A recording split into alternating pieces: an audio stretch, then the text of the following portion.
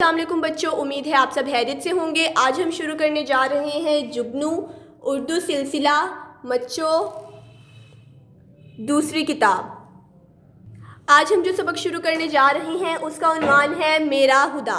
بچوں آج ہم ایک حمد پڑھنے جا رہے ہیں، اور حمد کسے کہتے ہیں؟ ایسے نظم جس میں اللہ تعالیٰ کی تعریف بیان کی جائے اسے حمد کہتے ہیں۔ تو آئیے شروع کرتے ہیں۔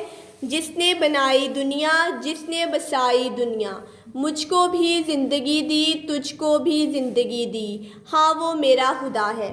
اس بند میں شاعر کیا کہتے ہیں؟ اللہ تعالیٰ کی تعریف بیان کرتے ہوئے کہتے ہیں کہ دنیا بنانے والی اور دنیا بسانے والی ذات اللہ تعالیٰ کی ہے۔ اللہ تعالیٰ ہی ہے جنہوں نے مجھے بھی زندگی دی ہے اور آپ سب کو بھی زندگی دی ہے۔ اس نے بنائے سارے یہ چاند اور تارے، سورج کو روشنی دی، پھولوں کو تازگی دی، ہاں وہ میرا خدا ہے۔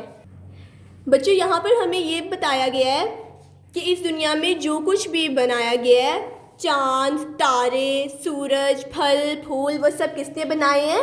اللہ تعالیٰ نے بنایا ہے۔ سورج کو روشنی بھی اللہ تعالیٰ نے دی ہے، اور پھولوں کو تازگی بھی کس نے دی ہے؟ اللہ تعالیٰ نے۔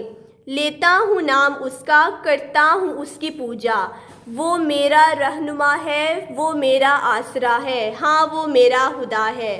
دیکھو بچوں ہم لوگ مسلمان ہیں، ہم لوگ کس کو مانتے ہیں؟